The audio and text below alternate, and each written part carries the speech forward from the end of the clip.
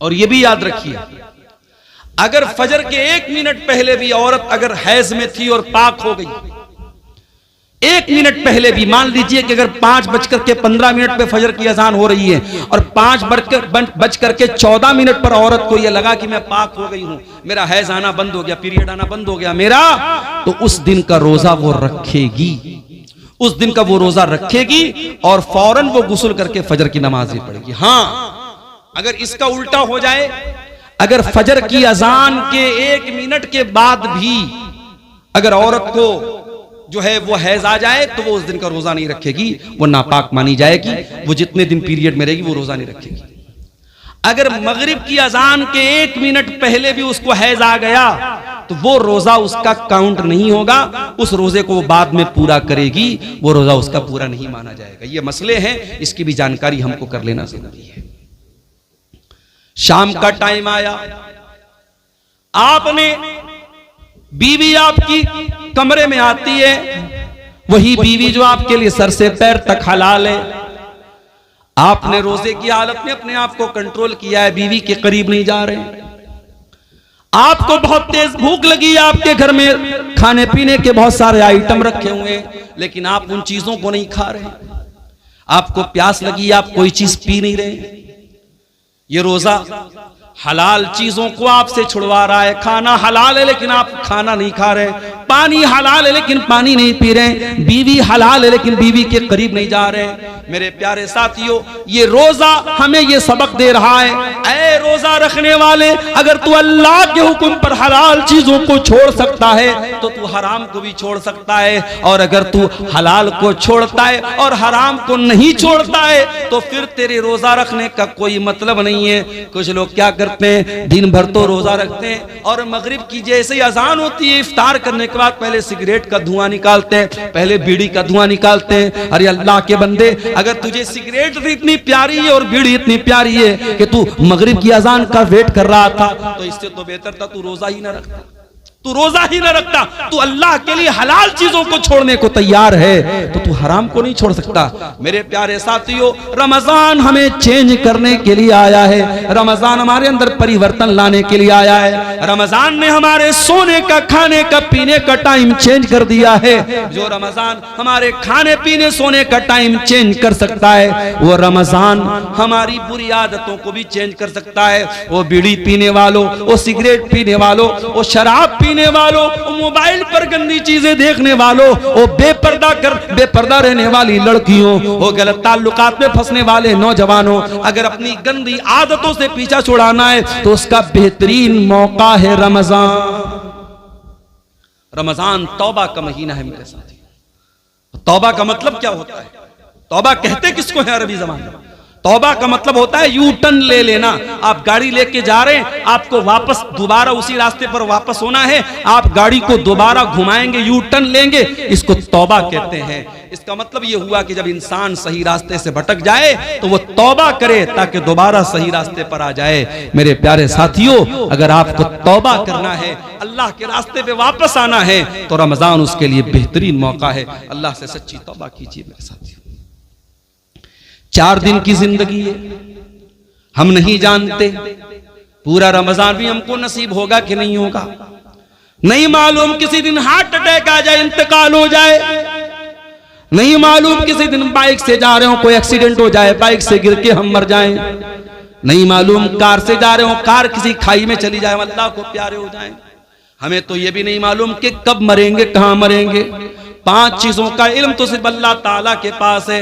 इन्नल्लाह इंदहु इल्मुस्साह, कयामत कब आएगी सिर्फ अल्लाह को मालूम है। व युनज़्ज़िलुल गैस, बारिश कब होगी, कितनी होगी, कहां होगी, अल्लाह को मालूम है। व यअलमु मा फिल अरहाम, और माँ के पेट से जो बच्चा पैदा होने वाला है वो क्या बनेगा, कितनी उम्र पाएगा, कितनी रोजी रोटी पाएगा, नेक बनेगा कि बुरा बनेगा, दीनदार बनेगा कि बेदीन बनेगा, माँ बाप का फरमाबरदार बनेगा या ना फरमान बनेगा, मुशरिक बनेगा या तौहीद वाला बनेगा, ये सारी बातें तो अल्लाह ही जानता है। वमा तदरी नफ्सुम माज़ा तक्सिबु गदा, और कोई नहीं जानता कि कल वो क्या करेगा। वमा तदरी नफ्सुम बिअय्यि अर्दिन तमूत, और कोई नहीं जानता कि वो कहां मरेगा। कब मरेगा छोड़ दो, कहां मरेगा इसकी भी कोई गारंटी नहीं।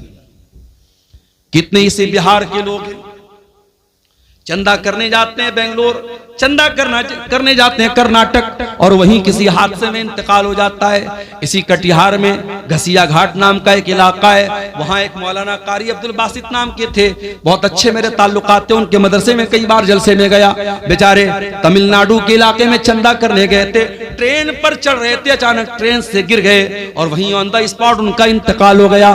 मेरे प्यारे साथियों, हम तो ये भी नहीं जानते कि पूरा रमजान हमको नसीब होगा कि नहीं होगा, हम कहां मरेंगे और किस हाल में मरेंगे। मेरे प्यारे साथियों, कोशिश करो कि ये रमजान का महीना तौबा का महीना बन जाए, हमारे अंदर सुधार का महीना बन जाए, हमारे अंदर चेंजिंग का महीना बन जाए, अपनी बुरी आदतों को कंट्रोल करने वाला महीना बना लो रमजान। शाम हो गई, इफ्तार का टाइम हो गया, मान लीजिए 6 बजे मगरिब की अजान है। कोशिश ये करो कि 5:30 बजे अपने घर में आ जाओ, जितना इफ्तारी का सामान लेना है पहले ही लेके आ जाओ, आधा घंटे पहले ही आ जाओ घर में, दस्तरखान बिछा लो, बच्चों और परिवार को साथ में ले लो और अल्लाह की बारगाह में दुआ करो। मेरे प्यारे साथियों, रोजे की हालत में अल्लाह ताला दुआ जल्दी कबूल करता है। रोजे का दुआ के साथ बड़ा गहरा कनेक्शन है और इसीलिए अल्लाह ताला ने कुरान में जहां रमजान का जिक्र किया है, जहां रोजे का जिक्र किया है, वहीं अल्लाह ने फरमाया वइज़ा सअलका इबादी अन्नी फइन्नी करीब। ऐ मेरे नबी, जब मेरे बंदे आपसे मेरे बारे में सवाल करें कि अल्लाह कहां है, तो ऐ नबी उनको बता दीजिए कि अल्लाह ताला बहुत करीब है। उजीबु दावत दाई इज़ा दान, और जब भी कोई दुआ करने वाला अल्लाह को पुकारता है, अल्लाह जरूर उसकी दुआ को सुनता है। शर्त यह फलयस्तजीबू ली वलयुमिनू बी, कि वह अल्लाह की बात माने और अल्लाह पर ईमान रखे। अगर वाकई में हम अल्लाह की बात माने तो जरूर अल्लाह हमारी दुआ सुनेगा, मगर हम अल्लाह की बात मानते कहां हैं?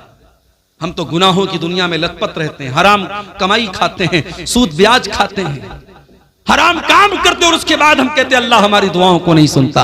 अल्लाह ने हम पर जालिमों को मुसल्लत कर दिया है, फला जालिम है, फला जालिम। अरे सबसे बड़े जालिम हम हैं। दूसरों को जालिम कहने से पहले अपने गिरबान में झांके, हमने अपने ऊपर कितना जुल्म किया है। इसलिए मेरे प्यारे साथियों, रमजान में दुआ करो, और दुआ करना है तो जरा नबियों से सीखो कि दुआ कैसे की जाती है। आदम अलैहिस्सलाम से गलती हो तो क्या दुआ की उन्होंने, और रब्बना ज़लमना अनफुसना व इल्लम तगफिर लना व तरहमना लनकूनन्न मिनल खासिरीन। ऐ परवरदिगार, हमने अपनी जानों पर जुल्म किया है और अगर तूने नहीं बख्शा और तूने रहम न किया, ऐ अल्लाह हमसे ज्यादा खसारा उठाने वाला कोई न होगा। यूनुस अलैहिस्सलाम को देखो, मछली के पेट में, जहां दुनिया का कोई नेटवर्क काम नहीं करता, वहां क्या दुआ कर रहे हैं, फनादा फिज़्ज़ुलुमाति अल्ला इलाहा इल्ला अंत सुब्हानका इन्नी कुन्तु मिनज़्ज़ालिमीन। यूनुस अलैहिस्सलाम ने तीन अंधेरों में, समंदर का अंधेरा था, पानी का, समंदर का अंधेरा था, रात का अंधेरा था और मछली के पेट का अंधेरा था, तीन अंधेरों में उन्होंने अल्लाह को पुकारा। और क्या पुकारा, ला इलाहा इल्ला अंत सुब्हानका इन्नी कुन्तु मिनज़्ज़ालिमीन। ऐ अल्लाह तू पाक है, ऐ अल्लाह तेरे सिवा मेरा कोई सहारा नहीं है, ऐ अल्लाह तू पाक है, इन्नी कुन्तु मिनज़्ज़ालिमीन। ऐ अल्लाह मैं जालिम हूं, मेरी गलती है। दुआ मांगने का तरीका सीखो मेरे प्यारे साथियों नबियों से। इसीलिए अल्लाह के नबी फरमाते हैं, मछली वाले नबी की दुआ बहुत बेहतरीन दुआ है और मुसलमान जब भी किसी मुसीबत में ये दुआ करेगा, अल्लाह ताला जरूर उसकी दुआ को सुनेगा। इब्राहिम अलैहिस्सलाम को देखो, 85 साल की उम्र हो चुकी है, औलाद नहीं है।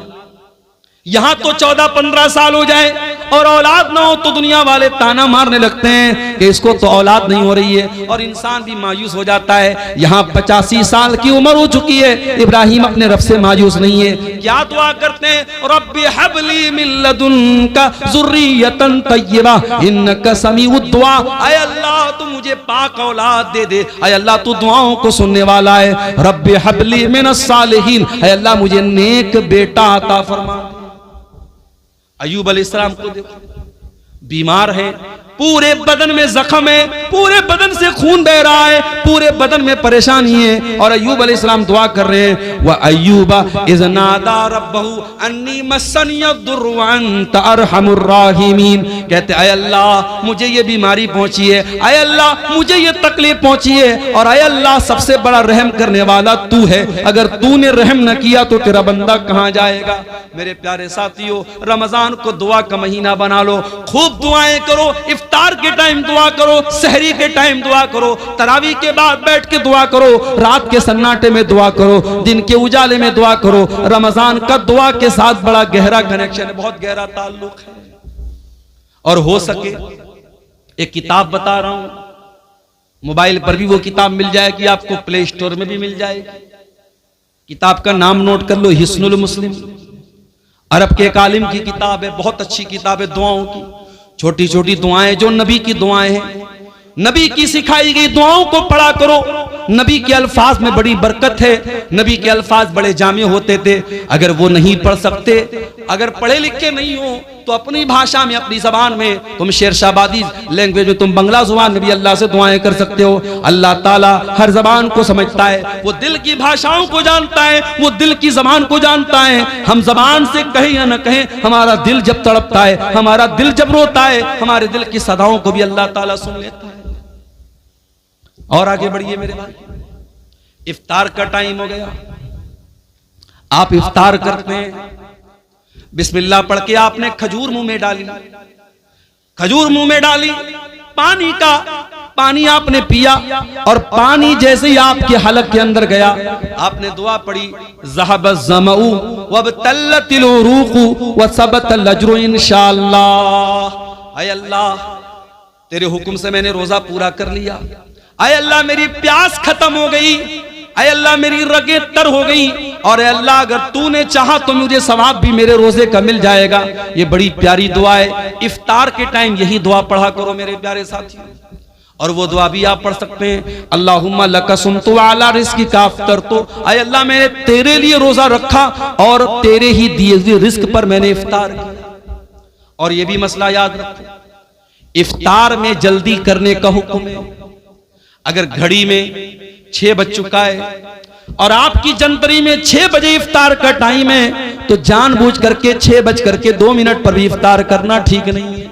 अल्लाह के नबी फरमाते हैं, ला यज़ालुन्नासु बिखैरिन मा अज्जलुल फित्रा, लोग उस वक्त तक भलाई के साथ रहेंगे जब तक इफ्तार में जल्दी करेंगे। क्या मतलब? जैसे इफ्तार का टाइम हो जाए जल्दी से इफ्तार करेंगे, तब तक लोग भलाई के साथ रहेंगे।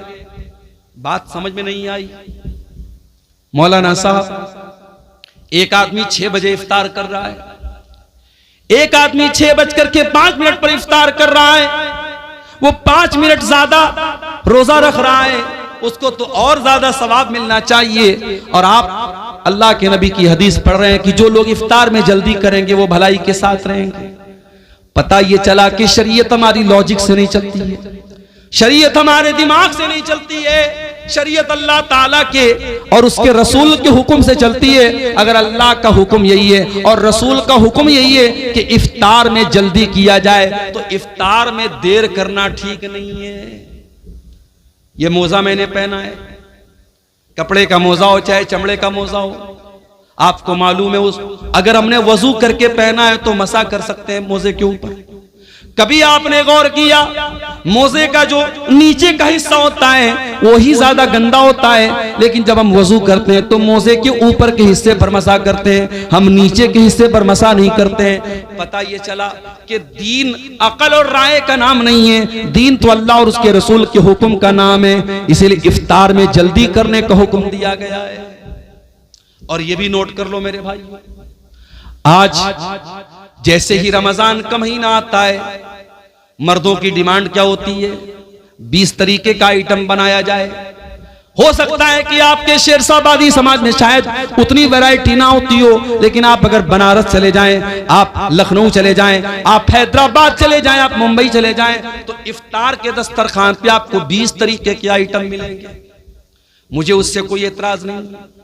अल्लाह ने आपको दौलत दी, आप खूब खाइए, मना नहीं है मेरे भाई, लेकिन मुझे इस बात से शिकायत है कि आज अपने घर की औरतों के ऊपर हमने इतना ज्यादा बोझ डाल दिया है। इतने सारे आइटम उनको बनाने होते हैं रमजान के अंदर कि बेचारी असर के बाद से लेकर के वो अफ्तार के आइटम बनाने में उनका टाइम लग जाता है, और मगरिब के बाद बेचारी बर्तन धोने में उनका टाइम लग जाता है। उनको इबादतों का टाइम नहीं मिलता, उनको कुरान पढ़ने का टाइम नहीं मिलता, उनको दुआ करने का टाइम नहीं मिलता। मेरे प्यारे साथियों, अपने मुंह के स्वाद के लिए और अपने पेट के लिए अपने घर की औरतों पर अत्याचार न करो, अपने घर की औरतों पर जुल्म न करो। अरे सिंपल जो खाना आम दिनों में खाते हो वही सिंपल तरीके से रमजान में भी खाओ। ठीक है, 2-4 आइटम बढ़ गए, कोई हर्ज की बात नहीं है, लेकिन बीवी के ऊपर इतना ज्यादा अत्याचार करना कि बेचारी दिन भर खाना ही बनाती रहे और इफ्तार के बाद पूरी कई घंटे वो बर्तन ही धोती रहे, ये औरतों पर जुल्म है। इससे भी हमें और आपको बचना है। उसके बाद रमजान की एक बहुत अहम इबादत जिसके लिए कुरान में बाकायदा जिक्र किया गया, कुरान की तिलावत। रमजान में कसरत से कुरान की तिलावत करो, इसलिए कि रमजान के महीने में ही कुरान उतारा गया। फरमाया शहरु रमजान अल्लज़ी उन्ज़िला फ़ीहिल कुरान, रमजान के महीने में कुरान उतारा गया। हुदल लिन्नास, और ये कुरान सारी मानवता के लिए हिदायत बन करके आया। व बय्यिनातिम मिनल हुदा वल फुरकान, और इस कुरान की आयतें सच्चाई को खोल खोल के बयान करने वाली है। कभी आप अपने दिल पर हाथ रख के बताइए मेरे भाई, आपने पिछले रमजान में कितना कुरान पढ़ा था? मोबाइल पर आपने न जाने कितनी रील्स देखी थी, फेसबुक के ऊपर आपने न जाने कितना टाइम खर्च किया था, यूट्यूब पर आपने न जाने कितने वीडियोस देखे थे, लेकिन आप अपने दिल पर हाथ रख के बताइए कि आपने कुरान कितना पढ़ा था। बल्कि अगर आप मुझसे पूछे तो मैं एक बात कहूंगा, रमजान में उलमा की तकरीरें सुनिए, मैं मना नहीं करता, मगर तकरीरों से ज्यादा कुरान सुनिए, कुरान पढ़िए। रमजान को कुरान के लिए खास कर दीजिए। और आज भी आप देखिए जो हरमैन के इमाम है, जब वो कुरान पढ़ते हैं कितना अच्छा लगता है। शेख अब्दुल रहमान अस्सुदैस जब अपनी आवाज में कुरान पढ़ते अल्लाह अल्लाह, कितना प्यारा लगता है। शेख सऊद अशरम तो चले गए, लेकिन मौजूदा जो अइम्मा हरमैन है उसमें एक नाम शेख बदर तुर्की का है, कितना प्यारा कुरान पढ़ते हैं। आप मोबाइल पर हेडफोन लगा के अगर शेख बदर तुर्की की जबान से कुरान सुनेंगे और आंखें बंद कर लेंगे, आपको ऐसा लगेगा आप हरम में खड़े, आप मक्का में खड़े, आप मस्जिद हराम में खड़े। वो लोगों तुम कुरान पढ़ो तो सही एक बार। अला बिज़िक्रिल्लाहि तत्मइन्नुल कुलूब, ये कुरान तुम्हारे दिल को जरूर शांति देगा, तुम्हारे दिल को जरूर सुकून देगा। ये कुरान पढ़ के तो देखो, ये कुरान सुन के तो देखो। हमारे दिल इतने कठोर हो चुके हैं, हमें गाना अच्छा लगता है, हमें म्यूजिक अच्छा लगता है, हमें कुरान अच्छा नहीं लगता। हमें कुरान न पढ़ने का मन करता है, न सुनने का मन करता है। तरावी की नमाज में इमाम साहब जरा सी लंबी तिलावत कर दें तो हम नाराज हो जाते हैं, इमाम साहब आपने लंबी तिलावत क्यों कर दी। हमें कुरान 10 मिनट ज्यादा सुनना भी गवारा नहीं है। वही नौजवान जो आधा घंटे तरावी की नमाज में खड़ा नहीं हो पाता है और बैठ करके आराम आराम से तरावी पढ़ता है, वही नौजवान 1-1 घंटा खड़े होकर के 50 ओवर का क्रिकेट मैच देख लेता है। अभी इस बार वर्ल्ड कप का 2020 वर्ल्ड कप चल रहा है। अपने नौजवानों से एक बात कहना चाहूंगा, ये वर्ल्ड कप का जो मैच है ये तो होता रहेगा, लेकिन रमजान पता नहीं दोबारा हमको मिलेगा कि नहीं मिलेगा। मेरे प्यारे साथियों, इस वर्ल्ड कप के चक्कर में अपने रमजान को बर्बाद न होने देना। इस वर्ल्ड कप के मैचों के चक्कर में आप जब मैच देखेंगे तो मैच में एडवर्टीजमेंट भी आएगा, प्रचार भी आएगा, उसमें नंगी लड़कियां भी आएंगी, उसमें नंगा प्रचार भी आएगा। उसमें जब मैच देखेंगे तो दर्शकों को भी दिखाया जाएगा, उसमें खूबसूरत लड़कियां भी नजर आएंगी, और आप रोजे की हालत में ये सारी चीजें देखेंगे। इसलिए खबरदार, कहीं रमजान के रोजे को आपका ये वर्ल्ड कप का मैच बर्बाद न कर दे। इसलिए वर्ल्ड कप के मैच से भी होशियार रहना मेरे साथी। कुरान को टाइम दो। इमाम मालिक रहमतुल्लाह अलैह बहुत बड़े इमाम थे, हदीस का दर्स दिया करते थे। पूरी दुनिया से उनके पास लोग हदीस पढ़ने आया करते थे, लेकिन जब रमजान का महीना आता था इमाम मालिक ऐलान कर देते थे, वो लोगों मैं रमजान में हदीस नहीं पढ़ाऊंगा, मैं साल भर हदीस पढ़ाता हूं। ये कुरान का महीना आ गया, ये रमजान का महीना आ गया, एक महीने के लिए मुझे कुरान के साथ छोड़ दो, मैं कुरान को पढ़ूंगा, कुरान पर गौर करूंगा। वो लोगों कुरान को पढ़ो रमजान में, कुरान को सुनो रमजान में और कुरान पर गौर करो। ये दिल पर जो गुनाहों की लेयर चढ़ी है, ये दिल पर जो गुनाहों की परत चढ़ी है, जब कुरान पर गौर करोगे तो ये परत टूट जाएगी, ये परत गिर जाएगी। कुरान कहता है अफला यतदब्बरूनल कुरान अम अला कुलूबिन अक़फ़ालुहा, मेरे बंदो तुम कुरान पर गौर क्यों नहीं करते, क्या तुम्हारे दिलों पर ताले लगे हैं? जिस तरीके से मोबाइल का लॉक अगर खोलना हो तो जब तक पासवर्ड न डाला जाए तब तक मोबाइल का लॉक नहीं खुलता, जब तक पैटर्न लॉक न डाला जाए तब तक मोबाइल का लॉक नहीं खुलता। इसी तरीके से दिल पर जो लॉक पड़े हैं, दिल पर जो ताले पड़े हैं, दिल का ताला खोलना है तो कुरान पर गौर करो, कुरान पर तदब्बुर करो मेरे प्यारे साथी, कुरान पर गौर करो मेरे साथी।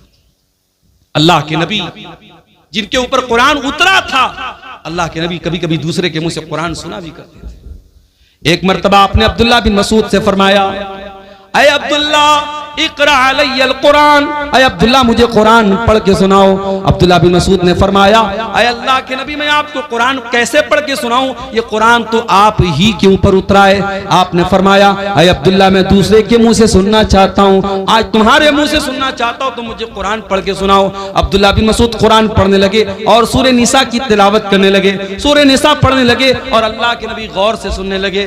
पढ़ते पढ़ते पढ़ते पढ़ते अब्दुल्ला बिन मसूद इस आयत पर पहुंचे, फकैफा इज़ा जीना मिन कुल्li उम्मतिन बिशहीद, ऐ मेरे नबी उस वक्त आपका क्या हाल होगा जब हम हर उम्मत में से एक गवाह लाएंगे, वजीना बिका अला हाउलाई शहीदा, और ऐ नबी हम आपकी उम्मत पर आपको गवाह बनाएंगे। जब अब्दुल्ला बिन मसूद इस आयत के ऊपर पहुंचे, उन्होंने कहा, वो कहते हैं कि अल्लाह के नबी ने मुझसे कहा बस करो, ऐ अब्दुल्ला बस करो। मैंने नजरें उठा के देखा, मैंने क्या देखा, फैजा ऐनाहु तज़रिफान, अल्लाह के नबी की दोनों आंखों से आंसू बह रहे थे, अल्लाह के रसूल रो रहे थे, ज़ारो कतार आप रो रहे थे। वो जो कयामत के दिन आपके कंधे पे जिम्मेदारी डाली जाएगी, उस जिम्मेदारी को सोच के आप रो रहे थे।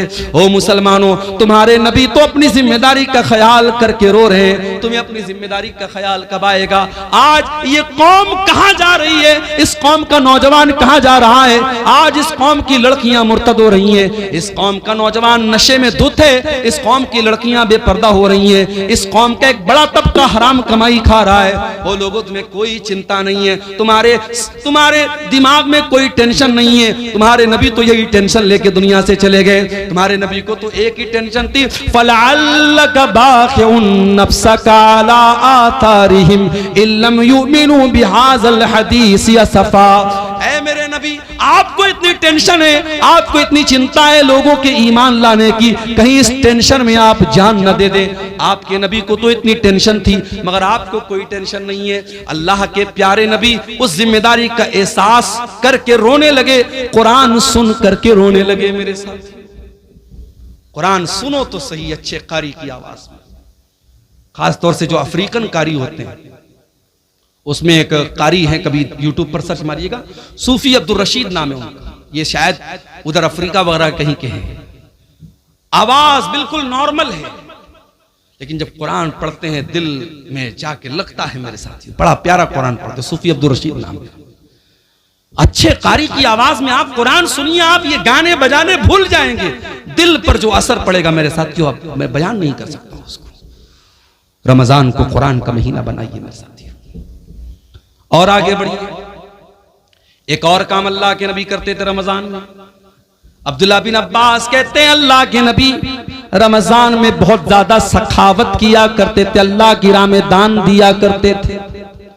आज भी मुसलमान अपने माल की ज़कात इसी रमजान के महीने में निकालता है। मेरे प्यारे साथियों, आप अपने माल की जो ज़कात होती है आप साल में कभी भी निकाल सकते हैं, बल्कि ज़कात का सही मसला तो यह है, मिसाल के तौर पर अगर मेरे पास आज 1 लाख रुपया है, आज 1 लाख रुपया मेरे पास आया और आज ही के दिन अगले साल तक वो पैसा मेरे पास रहा, तो आज ही के दिन मेरे ऊपर ज़कात फर्ज होगी। लेकिन लोग अपनी आसानी के लिए रमजान में ज़कात निकालते हैं, कोई हरज की बात नहीं, निकाल सकते हैं आप। लेकिन हाँ, ज़कात देने का तरीका भी आज हमारा बड़ा निराला है मेरे साथी। पिछले रमजान में मैं साउथ इंडिया में था, एक मौलवी साहब आए, कहा कि मौलाना कड़ी धूप में हम लोग लाइन लगते हैं और जब हमारा नंबर आता है तो सेठ जी कहते हैं कि पिछले साल का रिकॉर्ड कहां है, पिछले साल का रिकॉर्ड हमने दिखाया तो कहते इस पर मदरसे की मुहर नहीं लगी है, जाओ। 2-2 घंटा धूप में लगने के बाद वो बेचारा मौलवी जो किसी प्राइवेट मदरसे में पढ़ा रहा था और उसका चंदा करने वो बेंगलोर और गुजरात गया था, 3-3 घंटा लाइन में लगने के बाद उसको वापस कर दिया जाता है और बेचारा वो नाकाम लौट जाता है। ये हालात देख करके मेरे साथियों खून के आंसू रोने का दिल चाहता है। ये ज़कात कोई टैक्स नहीं है जिसे वसूलने के लिए लोगों के दरवाजों पर जाया जाए। होना तो ये चाहिए था, ज़कात देने वाले खुद ऐसा सिस्टम बनाते कि जहां ज़कात के हकदार हैं ज़कात वहां तक पहुंचती। यहां तो बेचारे मौलवी धक्के खा खा के ज़कात वसूल रहे हैं। मेरे प्यारे साथियों, अपने माल की ज़कात निकालो और सही तरीके से अपने माल की ज़कात निकालो। अगर आपके पास 85 ग्राम सोना है, अगर आपके पास 595 ग्राम चांदी है, अगर आपके बैंक बैलेंस में आपके पास कैश रकम में इतना पैसा है जो 595 ग्राम चांदी के बराबर है, तो आपके पास अगर वो माल 1 साल तक रहता है तो उसकी ज़कात आपको देना है। और ऐ मेरी प्यारी माओ बहनों, ये भी याद रखिए, आपने सोने का जो जेवर पहना हुआ है और आपने अलमारी में जो रखा हुआ है वो सब पर आपको ज़कात देना है। कोई ये ना सोचे कि जो मैं पहनती हूं उस पर ज़कात नहीं देना है, सब पर आपको ज़कात देना है। और अगर आपने अपने सोने चांदी की ज़कात नहीं निकाली तो अंजाम क्या होगा? अल्लाह फरमाता है, वल्लज़ीन यक्निज़ून अज़्ज़हब वल फ़िज़्ज़ा वला युनफ़िक़ूनहा फ़ी सबीलिल्लाहि फ़बश्शिरहुम बिअज़ाबिन अलीम। जो लोग सोना चांदी इकट्ठा करते हैं और उसकी ज़कात नहीं निकालते हैं, उनको दर्दनाक अज़ाब दिया जाएगा। यौमा युहमा अलैहा फी नारी जहन्नम फतुक्वा बिहा जिबाहुहुम व जुनूबुहुम व ज़ुहूरुहुम। क़यामत के दिन वही सोना चांदी जहन्नम की आग में तपाया जाएगा, उससे उनकी पेशानी को दागा जाएगा, उससे उनके पहलू को दागा जाएगा, उससे उनकी पीठ को दागा जाएगा और कहा जाएगा, हाज़ा मा कनज़्तुम लिअन्फुसिकुम फज़ूक़ू मा कुन्तुम तकनिज़ून। ये सोना चांदी जिसकी तुमने ज़कात नहीं निकाली थी, आज उसको अल्लाह ताला ने जहन्नम की आग बना दिया है, आज अजाब का मजा चखो। मेरे प्यारे साथियों, इसलिए अपने माल की सही ज़कात निकालिए और ये बात याद रखिए, ज़कात कोई टैक्स नहीं है। ज़कात आपके माल के मैल कुचैल को पाक करती है। ज़कात हमारे माल की बरकत को खत्म नहीं होने देती है, आपके माल की सुरक्षा करती है, आपके माल की हिफाजत करती है। इसीलिए अल्लाह कुरान में अपने नबी से कहता है, खुज़ मिन अम्वालिहिम सदक़तन तुतहिरुहुम व तुज़क्कीहिम। ऐ नबी, आप लोगों के माल में से ज़कात लीजिए, ये ज़कात उनके माल को पाक करेगी। बिजनेसमैन लोगों से एक बात कहना चाहता हूं, बिजनेसमैन के पास जितना भी माल तिजारत है उस पर उसको ज़कात देना है। मिसाल के तौर पे अगर हमारे दुकान में 10 लाख का माल है तो 10 लाख के माल पे हमको ज़कात देना है। हाँ, मार्केट से जो पैसा हमको लेना है उसको हम माइनस करेंगे और मार्केट में जो पैसा हमको देना है वो माइनस करेंगे, जो लेना है उसको प्लस करेंगे और पूरे माल तिजारत को ऐड करके उसकी ज़कात हमें निकालना है। इसी तरीके से अगर आपने कोई जमीन खरीदी है और आपने जमीन इस मकसद के लिए खरीदी है कि जमीन का दाम बढ़ जाएगा तो हम बेच देंगे, अगर आपने जमीन को बेचने के मकसद से लिया है तो उस जमीन की भी आपको ज़कात देना पड़ेगा। हाँ, अगर आपने जमीन लिया है मकान बनाने के लिए, बच्चों के रहने के लिए, तो उस पर आपको ज़कात नहीं देना है। अपनी जरूरत की चीजों पर भी आपको ज़कात नहीं देना है। 1.5 लाख का मोबाइल आता है, एप्पल का आईफोन आता है, सैमसंग का अल्ट्रा आता है, 1.25 लाख का 1.5 लाख का मोबाइल आता है। 1.5 लाख के मोबाइल पर आपको कोई ज़कात नहीं देना है। 10 लाख की आपके पास 40 लाख की कार है, कार पे आपको कोई ज़कात नहीं देना है। 50 लाख का आपके पास घर है जिसमें आप रहते हैं, उस घर के ऊपर आपको कोई ज़कात नहीं देना है। जो आपकी जरूरत की चीजें हैं, जाती चीजें, उस पर आपको कोई ज़कात नहीं देना है। लेकिन हाँ, जो बिजनेस एसेट है, जो माल तिजारत है, उस पर आपको ज़कात देना है।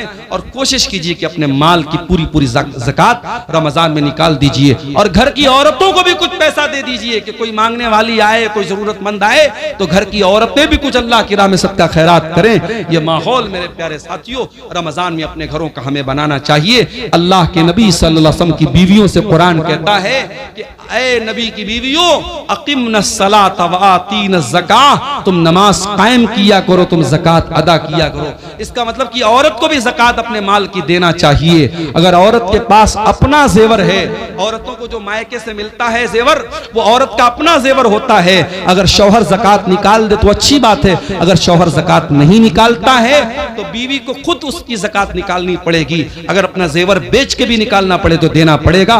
ज़कात दिए बगैर चारा नहीं है। और अगर हम जानबूझ के ज़कात नहीं निकालेंगे, अल्लाह के यहाँ बहुत दर्दनाक अजाब होगा। मेरे प्यारे साथियों, रमजान के इस मुबारक महीने में एक काम हमें और करना रहता है जिसको एतिकाफ बोलते हैं। एतिकाफ का मतलब होता है अपने आप को मस्जिद के अंदर कैद कर लेना।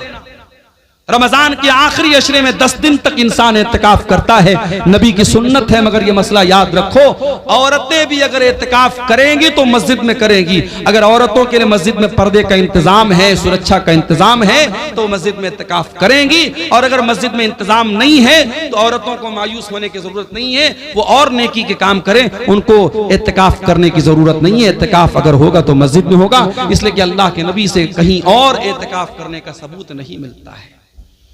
और इत्तिकाफ कौन करेगा? आज तो हालात ये पूरे पूरे गांव में कोई इत्तिकाफ नहीं करता है। पूरी अहले हदीसों की बस्ती है, कुरान और सुन्नत पर चलने वालों की बस्ती है, लेकिन पूरी बस्ती में एक आदमी भी इत्तिकाफ नहीं करता है। अफसोस की बात है। मैंने मुंबई में देखा, मैंने कर्नाटक में देखा, मैंने तमिलनाडु में देखा, मस्जिद में 20-20 नौजवान, बिल्कुल हट्टे कट्टे नौजवान, वो आते हैं इत्तिकाफ में बैठते हैं। औरतों के लिए इंतजाम मैंने देखा, पर्दे का इंतजाम है, वो इत्तिकाफ करती हैं। मेरे प्यारे साथियों, जज्बा होना चाहिए आपके अंदर। और इत्तिकाफ वो आदमी, आज हमारे यहाँ कोई करता भी तो कौन करता है? जो बिल्कुल समाज में रिटायर हो चुका है वो इत्तिकाफ करता है। अरे जो बिजनेसमैन है, जो एक्टिव है, जो अपने दुनिया की कुर्बानी दे के इत्तिकाफ करे, वो असल इत्तिकाफ करता है। मेरे साथ ये एक पर्चा आया है मेरे सामने। हमारे इलाके में एक घर है जिसमें हर दिन 2 से 4 मरतबा अपने आप आग लग रही है। लोग 20 दिनों से बहुत परेशान हैं। वजह क्या है? जरा इस मसले पर रोशनी डालेगा। देखिए, कभी कभी कुछ चीजों की वजह नॉर्मल होती है, लेकिन हम वजह कुछ और समझते हैं। हम बाइक से जा रहे हैं, बिल्ली ने रास्ता काटा, हम कहते हैं मौलवी साहब बिल्ली ने रास्ता क्यों काटा? अरे बिल्ली को जाना था कहीं, वो जा रही थी, उसमें क्या मसला है? आग लग रही है तो आग लगने की कोई वजह है। अब कुछ लोग उसको जबरदस्ती कि साहब वहां कुछ शैतान का मामला है, ये है वो, ऐसा कुछ नहीं है। अगर आपको ये लग रहा है कि ये आग जो लग रही है नॉर्मल कोई वजह नहीं है, आप वहां कुरान पढ़िए, उस घर में अल्लाह का जिक्र कीजिए, कुरान पढ़िए, नमाज पढ़िए। उसके बाद कौन से शैतान की मजाल है कि वहां अपनी कोई हरकत कर सके? और आग अगर लगती है तो कहीं ना कहीं लापरवाही से लगती है। अल्लाह के नबी की हदीस है कि रात में सोने के पहले चिराग बंद करो। हमारे यहां लोग सर्दियों में हीटर जलाते हैं और हीटर चलाए चलाए सो जाते हैं, कितनी जगह एक्सीडेंट हो जाता है। जो नबी की हदीस है, जो नबी का फरमान है, उस पर हमेशा हमें अमल करना है। रात में जो भी आग से रिलेटेड चीजें, चाहे गैस का चूल्हा हो, चाहे चिराग की बत्ती हो, चाहे हीटर हो, सब बंद करके सोना चाहिए। तो बहरहाल अगर किसी घर में बार बार आग लग रही है, उसकी वजह पे गौर कीजिए। कोई हर चीज के पीछे कोई दूसरी वजह सोचना और समझना ये मुनासिब नहीं है। वल्लाहु आलम बिस्सवाब। ज़कात के माल से क्या मदरसे के उस्ताद, क्या इतना ही लिखा है? मदरसे के उस्ताद को शायद ये पूछना चाह रहे कि मदरसे के उस्ताद को तनख्वाह दे सकते हैं कि नहीं। देखिए, जो भी हमारे यहाँ दीनी मदरसे हैं, उलमा का एक बड़ा तबका, उलमा की एक बड़ी जमात का ये मानना है कि हिंदुस्तान के माहौल में जो दीनी मदरसे हैं ये फी सबीलिल्लाह के अंदर आते हैं। जो कुरान में अल्लाह ताला ने ज़कात किसको देना है, 8 जगहों पे ज़कात का पैसा दे सकते हैं। उसमें एक जगह है फी सबीलिल्लाह, अल्लाह की राह में भी ज़कात का पैसा दे सकते हैं। तो उलमा की एक बड़ी जमात का कहना है कि मदरसा जहां दीनी तालीम होती है वहां पे हम ज़कात दे सकते हैं, क्योंकि वो फी सबीलिल्लाह के अंदर आता है। अगर मदरसे में गरीब बच्चे पढ़ते तब तो कोई शक की बात नहीं, ज़कात दे सकते हैं। अगर मदरसे में खुशहाल बच्चे भी पढ़ते हैं तब भी ज़कात की रकम दी जा सकती है। क्यों? क्योंकि मदरसों का असल मकसद क्या है? अल्लाह के दीन की तबलीग करना, लिहाजा वहां ज़कात की रकम दी जा सकती है। लेकिन इस तरीके के मदरसे जहां ज़कात की रकम दी जाती है वहां अगर ऐसे बच्चे पढ़ते हैं जिनके बाप खुशहाल हैं तो उनको ये चाहिए कि खुराकी वगैरह की वो फीस दे दें ताकि वो ज़कात के अंदर किसी तरीके के डाउट से वो बच जाए। हदीस के मुताबिक इफ्तारी में जल्दी करने का हुक्म है, लेकिन हमारे इलाके में एक ही जगह में अहनाफ कुछ और अहले हदीस हजरात कुछ औकात में इफ्तारी करते हैं। उसकी क्या वजह हो सकती है? क्या इसमें भी अव्वल और आखिर वक्त का मसला है, यानी 2 से 4 मिनट? अहनाफ के यहाँ जबरदस्ती सिर्फ एहतियात के नाम पे 2-4 मिनट लेट किया जाता है, उसकी कोई दलील नहीं है। जो जंतरी के औकात है बहुत सोच समझ करके हिसाब व किताब करके बनाए गए हैं। नबी के जमाने में जंतरी नहीं थी, नबी के जमाने में घड़ी नहीं थी, आसमान देख करके लोग इफ्तार करते थे। आज तो अल्हम्दुलिल्लाह घड़ी है और जंतरी में बाकायदा पूरा तहकीक करने के बाद इफ्तार का टाइम तय किया गया है। वो उसमें ताखिर करने का कोई जो है मतलब नहीं है। जो लोग एहतियात के नाम पे देर करते हैं वो ठीक नहीं है। क्या सहरी के लिए माइक में ऐलान करना सही है? सहरी के लिए, सहरी खत्म करने के लिए अजान होती है, वो काफी है, अलग से कोई माइक से ऐलान करना ठीक नहीं है। रोजे की हालत में खून चेक कराना कैसा? करा सकते हैं, खून की जांच करा सकते हैं, कोई हरज की बात नहीं। क्या मस्जिद के माइक में गजल हमद पढ़ना सही है? गजल हमद जो है ये अगर अच्छा कलाम है और मान लीजिए कि मस्जिद में कोई प्रोग्राम वगैरह हो रहा है तो उस मौके पर तो पढ़ सकते हैं। ऐसे ही नॉर्मली जो है लाउड स्पीकर से गजल और हमद पढ़ना ये ठीक नहीं है, ये दूसरों को तकलीफ पहुंचाने वाली बात होगी। क्या लिखा है? कय के होने से क्या रोजा टूट जाए? अगर बीमारी की वजह से उल्टी होगी किसी को तो खुद से जो उल्टी हो जाती है उससे रोजा नहीं टूटता है, उल्टी होने से रोजा नहीं टूटता है। हाँ, कोई जानबूझ करके अपने मुंह में हाथ डाल के उल्टी करे तो उससे रोजा टूट जाएगा, लेकिन जो खुद से बीमारी की वजह से उल्टी होती है उससे रोजा नहीं टूटेगा। क्या झूठ बोलने से रोजा टूट जाता है? झूठ बोलने से रोजा टूटता नहीं है, मगर झूठ बोलना रोजे की हालत में हराम है। अल्लाह के नबी ने फरमाया अगर कोई आदमी रोजा रख करके भी झूठ बोलता है तो फिर अल्लाह ताला को उसके रोजे की कोई जरूरत नहीं है। इफ्तार कराने से कितना सवाब मिलता है? आप जिसको इफ्तार कराएंगे उसको उसके रोजे का पूरा सवाब मिलेगा और उतना ही सवाब आपको भी मिलेगा। इसलिए कोशिश ये कीजिए कि रमजान में रोजाना एक आदमी को अपने साथ बिठा के इफ्तार कराइए ताकि आपको हर रोजे का डबल सवाब मिले। लेकिन यहाँ जो इफ्तार करने आएगा आपके घर में वो बेचारा कहीं ये ना सोचे कि मेरे सवाब में कोई कमी आएगी, उसको पूरा सवाब मिलेगा, लेकिन इफ्तार कराने वाले को डबल सवाब मिलेगा। सहरी के लिए वजू करना जरूरी है? नहीं, वजू भी जरूरी नहीं है, बल्कि नापाकी की हालत में भी आप सहरी कर सकते हैं, लेकिन हाँ फौरन गुस्ल करके आप जमात से फजर की नमाज पढ़ेंगे। तो ये चंद मसाइल थे। हम अल्लाह ताला से दुआ करते हैं रब्बुल आलमीन हमें आने वाले रमजान का हक अदा करने की तौफीक अता फरमाए। रब्बुल आलमीन